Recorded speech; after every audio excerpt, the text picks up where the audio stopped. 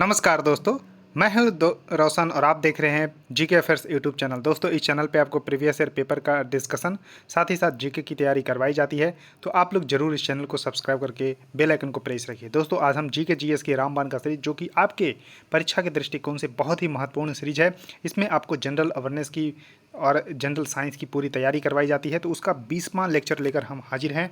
इससे पहले के लेक्चर आप नहीं देख पाए हैं तो प्लेलिस्ट में जाइए, सारी लेक्चर पढ़िए और अपना नोट्स भी साथ में बनाते रहिए और उसको लगातार रिवाइज करिए, क्योंकि डीएफसी सेल का एग्जाम डेट आ चुका है, पीडीटीएम का एग्जाम होने वाला है, एसएससी जेईई का होने वाला है। तो आपके लिए इंपॉर्टेंट हो सकता है, क्योंकि हम इसको टीसीएस स्पेशल रखने की कोशिश करते हैं। पीडीएफ चाहिए तो आप हमारे टेलीग्राम चैनल से जुड़ सकते हैं, जिसका लिंक आपको नीचे डिस्क्रिप्शन में दिया हुआ है। और आपके पास देखिए कोई भी एग्जाम का क्वेश्चन पेपर होता है तो gkfairs25@gmail.com पे भेज सकते हैं।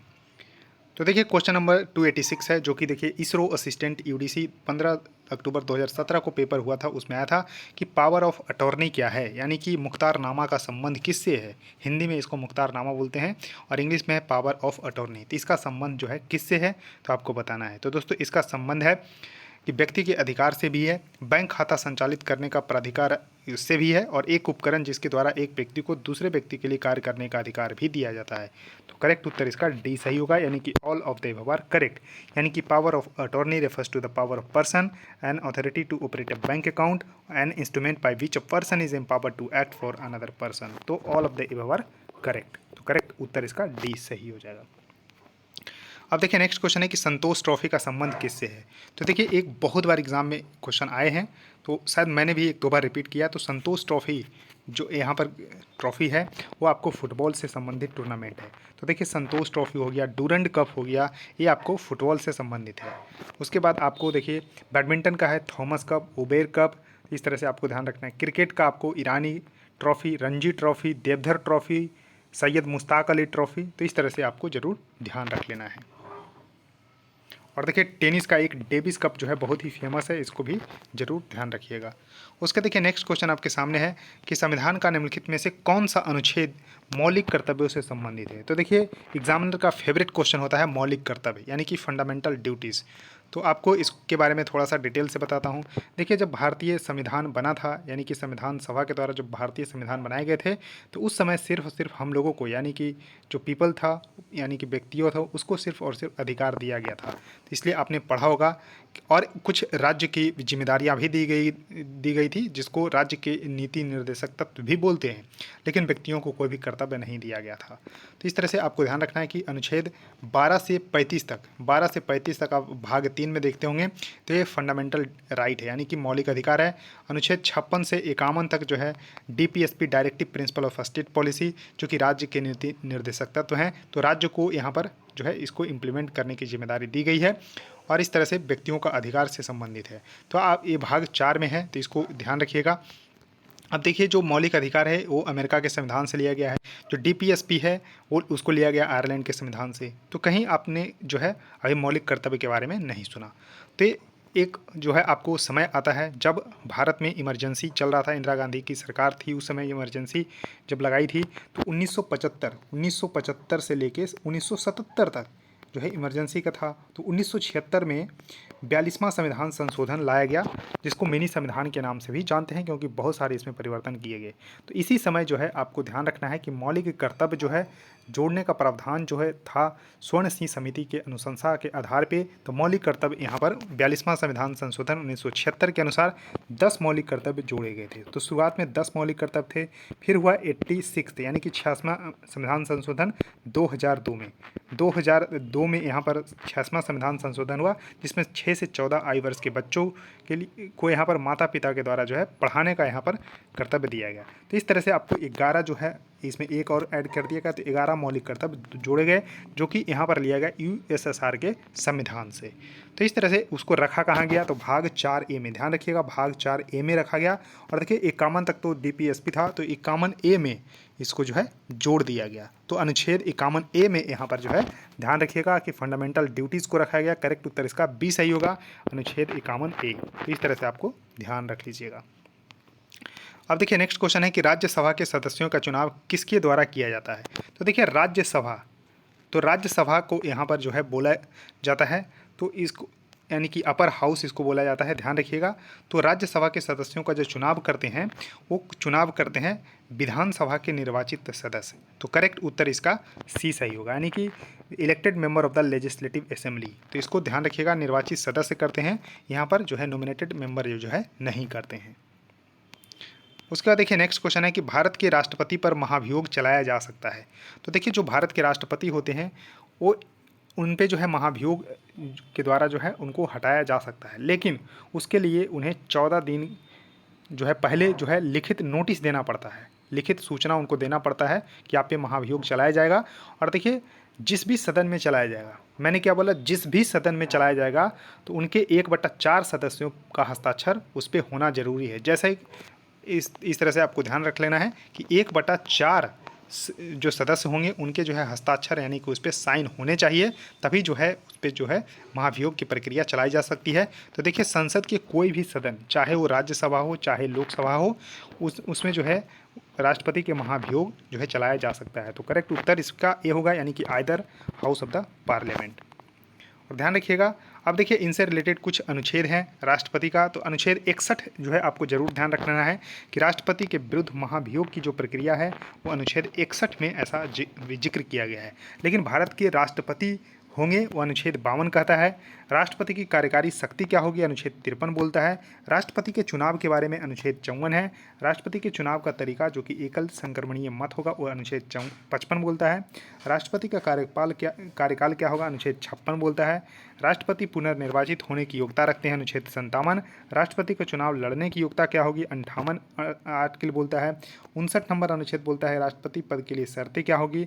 राष्ट्रपति द्वारा शपथ या यहाँ पर प्रतिज्ञान जो क्या होगा, अनुच्छेद 60 बोलता है। और 61 में महाभियोग और 62 में राष्ट्रपति कार्यालय की रिक्ति को भरने के लिए चुनाव का आयोजन। तो इस तरह से पूरा स्क्रीनशॉट लेकर रख लीजिए। इसको बार बार रिवाइज इसलिए करवाता हूँ ताकि आपको याद हो जाए। उसके देखिए नेक्स्ट क्वेश्चन है कि भारतीय संसद में क्या शामिल है। तो देखिए जो भारतीय संसद है यानी कि इंडियन पार्लियामेंट है, उसमें राष्ट्रपति, लोकसभा और राज्यसभा तीनों शामिल है। तो करेक्ट उत्तर इसका डी से होगा। तो राष्ट्रपति, राज्यसभा जो कि अपर हाउस है और इसको लोकसभा जो कि पीपल्स हाउस इसको बोला जाता है, तो तीनों मिलाकर जो है पार्लियामेंट जो है बनता है। तो इस तरह से ध्यान रखिएगा।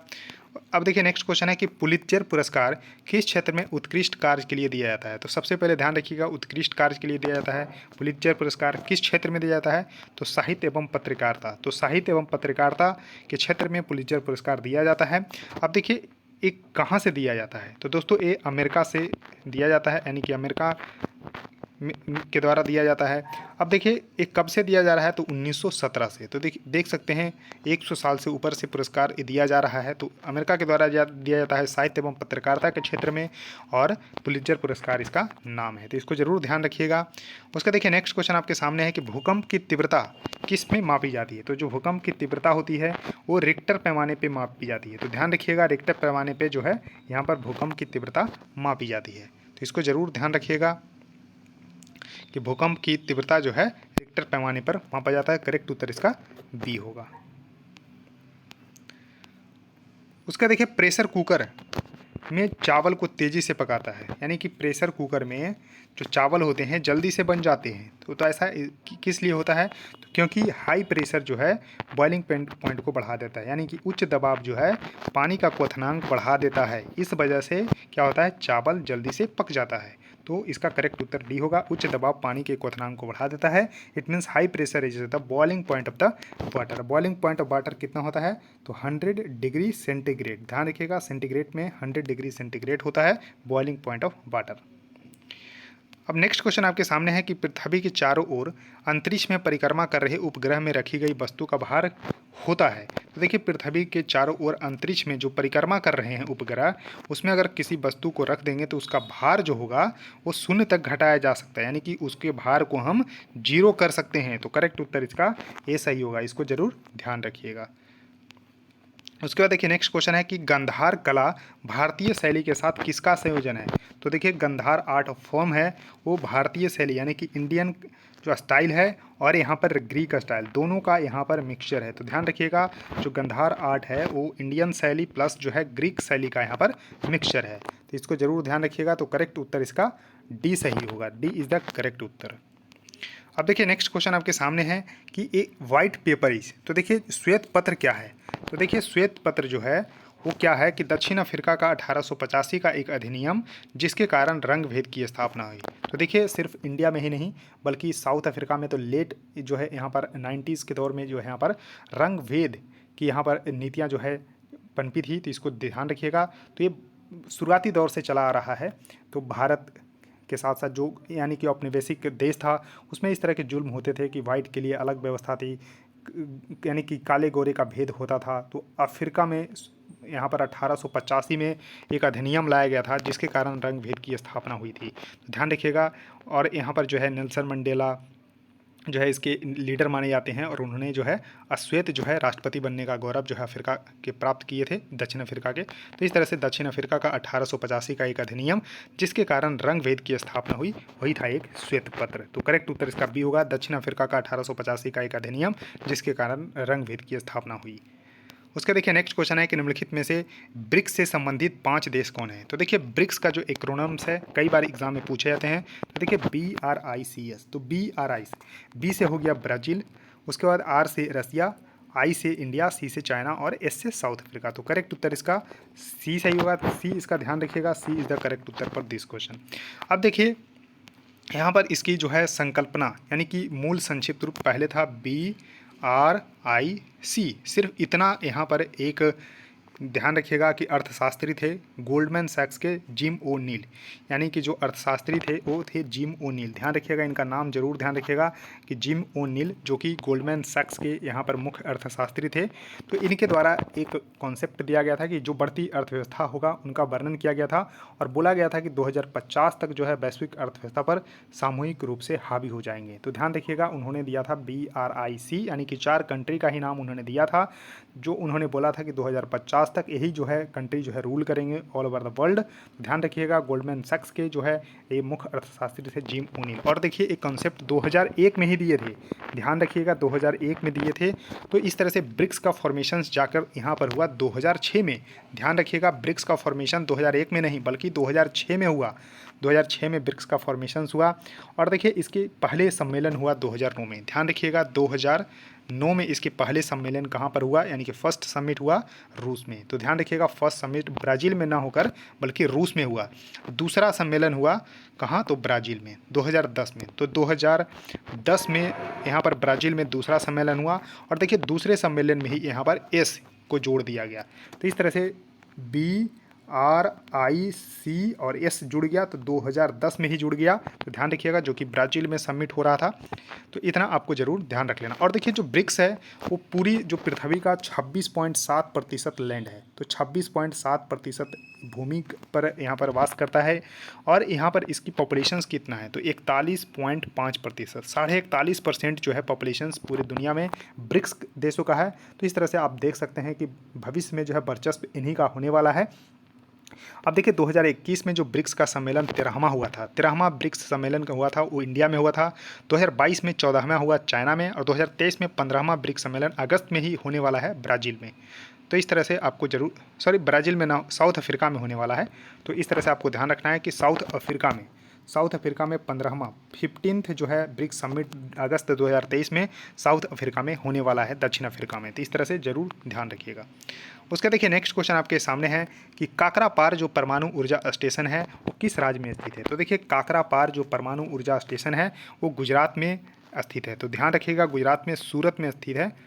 तो इस तरह से ध्यान रखिएगा सूरत में स्थित है काकरापार जो परमाणु ऊर्जा स्टेशन है गुजरात के सूरत शहर में। तो इसको ध्यान रखिएगा। अब देखिए सिर्फ काकरापार ही नहीं बल्कि बहुत सारे जो न्यूक्लियर पावर स्टेशन है उसको जरूर याद रखना है। तो देखिए नरौरा बहुत बार पूछे गए कि नरौरा कहाँ पर है, तो उत्तर प्रदेश में है। उसका देखिए हरिपुर जो है वेस्ट बंगाल में। उसके बाद देखिए यहाँ पर कोवाड़ा जो है आंध्र प्रदेश में। तो ये आपको सिर्फ नरौरा जरूर ध्यान रख लेना है। उसके बाद देखिए यहाँ पर आपको तमिलनाडु के 2 याद रखना है जो कि कल्पक्कम और कुंडनकुलम बहुत बार एग्जाम में पूछे गए हैं। तो देखिए पहला आपको ध्यान रख लेना है नरौरा, कुंडनकुलम कल्पक्कम, उसके देखिए कैगा कर्नाटक में, ये भी कई बार एग्जाम में आ चुका है। जैतापुर जरूर ध्यान रखना है महाराष्ट्र में, तारापुर महाराष्ट्र में, उसका देखिए यहाँ पर मीठी बिरदी गुजरात में, तो ये थोड़ा सा कम फेमस है। काकरापारा फेमस है, इसको जरूर ध्यान रखिएगा। उसके देखिए रावत भाटा राजस्थान में, तो देखिए राजस्थान में रावत भाटा स्थान है, वहाँ पर है। तो इस तरह से आपको कुछ जो न्यूक्लियर पावर स्टेशन है उसको मैंने बताया किस राज्य में है, इसको जरूर नोटबुक में जरूर नोट डाउन कर लीजिए। उसके देखिए नेक्स्ट क्वेश्चन है कि संयुक्त राष्ट्र में प्रदर्शन करने वाले पहले भारतीय शास्त्रीय संगीतकार, तो यानी कि क्लासिकल म्यूजिशियन, तो क्लासिकल म्यूजिशियन यानी कि शास्त्रीय संगीतकार कौन थे जो कि संयुक्त राष्ट्र में यानी कि यूनाइटेड नेशन में परफॉर्म किए थे। पहले भारतीय म्यूजिशियन, क्लासिकल म्यूजिशियन का नाम बताना है। तो देखिए एम.एस. सुब्बुलक्ष्मी इसका सही उत्तर होगा। अब देखिए एम.एस. सुब्बुलक्ष्मी कहाँ की थी, तो मदुरई तमिलनाडु की थी, मदुरई तमिलनाडु की थी। इस तरह से आपको जरूर ध्यान रख लेना है। तो करेक्ट उत्तर इसका जो यहाँ पर आपको डी सही होने वाला है। अब देखिए इनके बारे में थोड़ा सा इंपॉर्टेंट फैक्ट है कि first musician to get Bharat Ratna award, यानी कि पहले अगर हम संगीतकार की बात करते हैं जिनको भारत रत्न मिला तो वो थे एम.एस. सुब्बुलक्ष्मी। तो एम.एस. सुब्बुलक्ष्मी पहले जो है म्यूजिशियन थे, पहले यहाँ संगीतकार थे जिनको जो है भारत रत्न यानी कि देश का सर्वोच्च नागरिक सम्मान दिया गया 1998 में दिया गया।